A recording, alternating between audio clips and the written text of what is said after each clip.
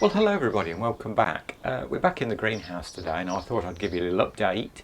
As I said in my last video, Read the Greenhouse and what I was growing this year, it's now the middle of May and things are moving on apace. Obviously, read the annual bedding plants that I grow in here. I won't be setting out hopefully until the end of May or till any frosts have safely, we think we're not going to have any more frosts and it's safe.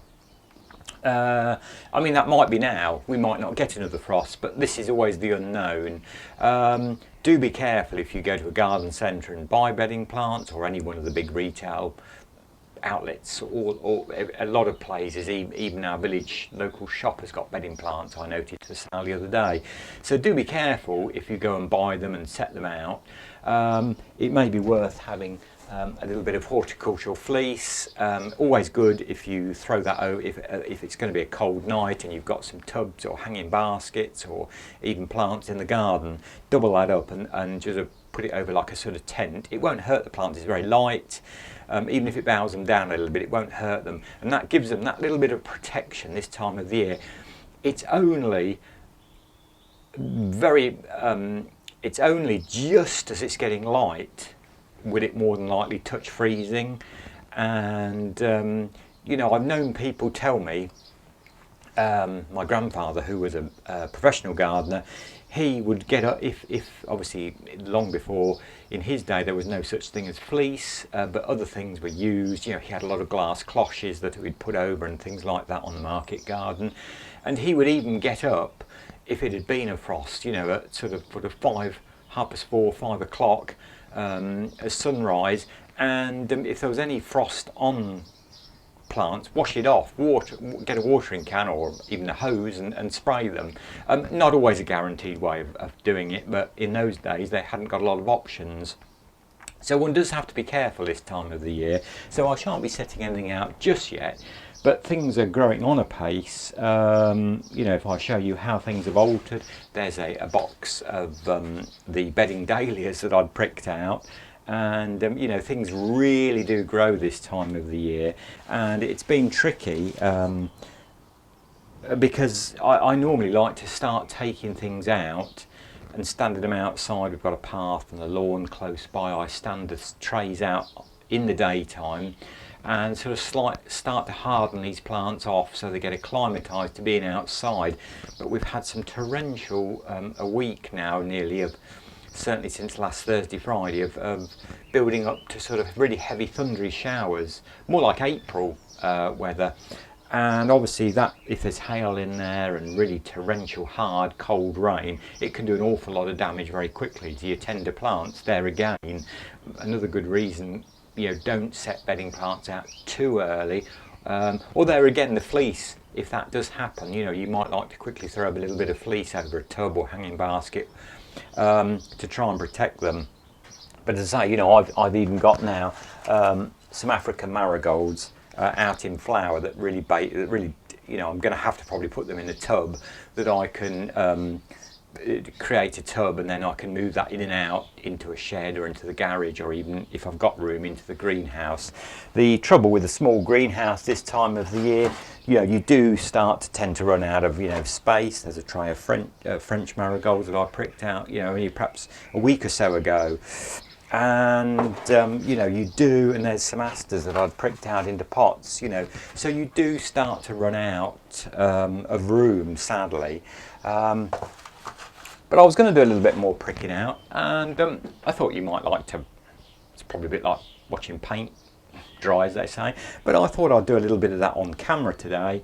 Some of you might like to see it, and then at the end I'll have a bit of a pan round and show you how the stuff has really grown and shot up in here. So what I'm going to prick out this morning are, there again they've got a little bit big, but it doesn't matter. If your plants are that big, it's still worth having a go and setting them, trying to separate them off and prick them out a bit. These are Rebecchias, rather a nice big, they're not a member of the daisy family, but a big yellow daisy-like flower, if you like. That's the best way I can describe them. I haven't got the packet of seeds that these come from here. And what I like to do is basically, obviously that's just a seed tray filled with basically multi-purpose compost. I normally have an old fork here for this, but I seem to have lost that this morning. But just lift, you'll see they've got a good, you'll see that they've got a good root growth there, and you've just got to be not too brutal, but and then sort of kind of divide it up a little bit more. And then really what you should do when pricking out plants is you should never really touch the roots. I know I just have, but in this case these have got a little bit too big really. But basically then just tease like that with the leaves, hold if you can, particularly the first two seed leaves that come, and then just a little hole in your compost. I'm using a finger this morning. You can use a pencil, a dibber, or any little thing, and it's as easy as that basically. You know, you just got to basically very carefully pull them out. I mean, it's not that crucial if you touch the roots, but you don't really want to, you know, touch the roots. And pricking out is as easy as that, really. You know, it's there's no rocket science to it, or as I say, it's you've just got to get in there and just sort of say tease those roots. But it doesn't matter if you bring all the roots; you'll find they'll still grow to a point. This might, you know, slow the plants down a little bit. When we can leave on that one, we can leave as much root as that. You know, it's a biggish plant, and it doesn't matter. You can just make a big hole. I'm putting 3 on a tray there, 3 in a row, and you know, I have enough of these already, but it's always handy. You can, if you've got any friends or any relatives, you can always, you know, give plants away, I find. And and this wasn't a very expensive packet of seeds.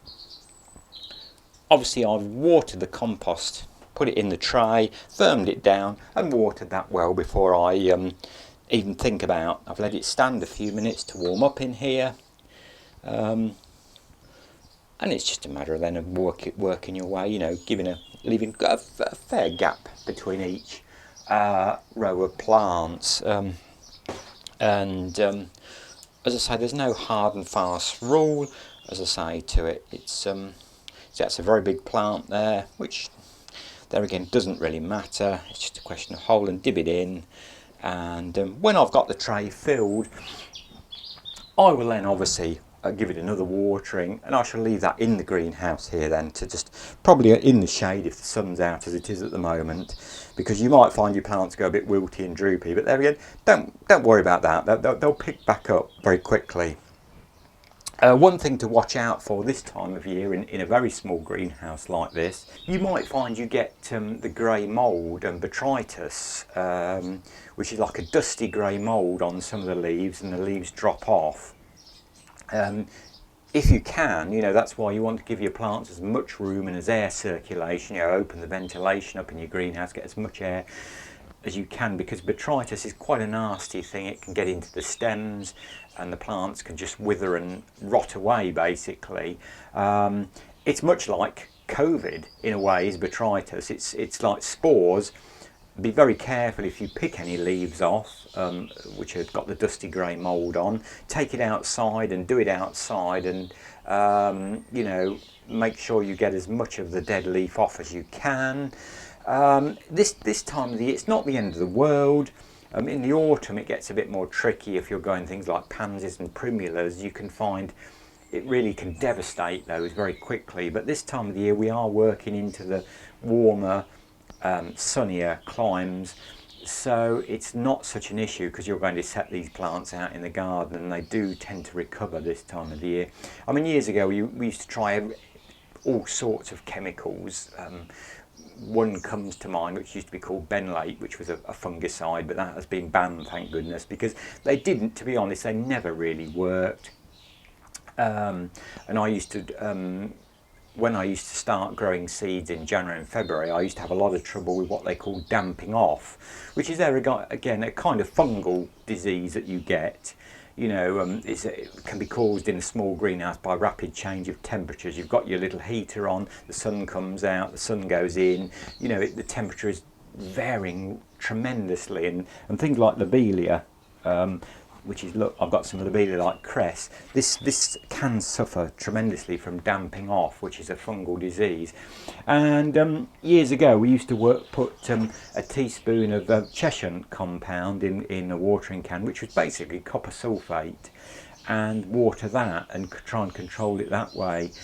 But now I've found, you know, there's no need to start bedding plants off that early. You know, like I said, I started at the end of March. And that's quite early enough, as you can see, for most things to get them, you know, up and going well. My little heater, my little Aladdin Series 22 greenhouse heater, which I've been using this year just to give that little bit of extra warmth when the seeds were germinating, has been a real fantastic, you know, addition again to the greenhouse. It's brought things on that much bit quicker. And if you're interested how much paraffin I've used on the heater, I think I've only used 20 litres, which I bought from an online supplier on eBay, which was delivered for that price of £37. I think it was £37.99 with free delivery by UPS, which was next day delivery, which was brilliant. And so I've used 20 litres, and that was just obviously to keep the seeds going overnight if the temperature got really cold for a few weeks. Now the heater isn't on, I'm not using the heater, and it would be only if we had a tremendously cold night. So that's it. Very easy to prick plants out, as I say, and I will continue on with doing that tray later on. And as I say, it's getting a little bit too warm in here now to be doing it with the sun on. Probably take them outside and do them, then bring them back in the greenhouse. So I'll give you a quick pan round now and show you how things are.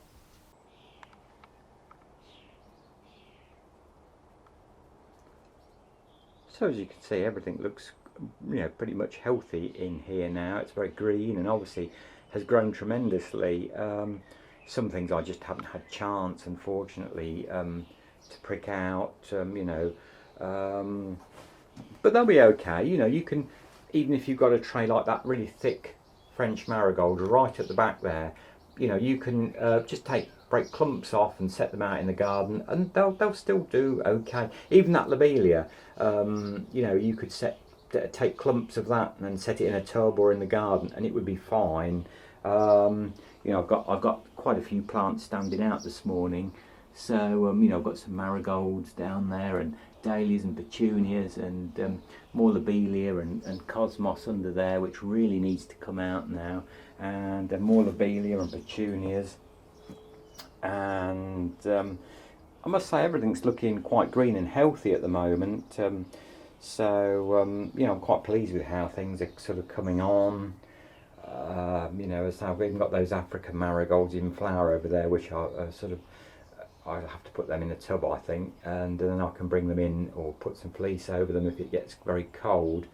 So there we go. And as I say, there's a little heater, which has been a tremendous asset this year, to have that just in the night to raise the seeds. It's made a huge amount of difference.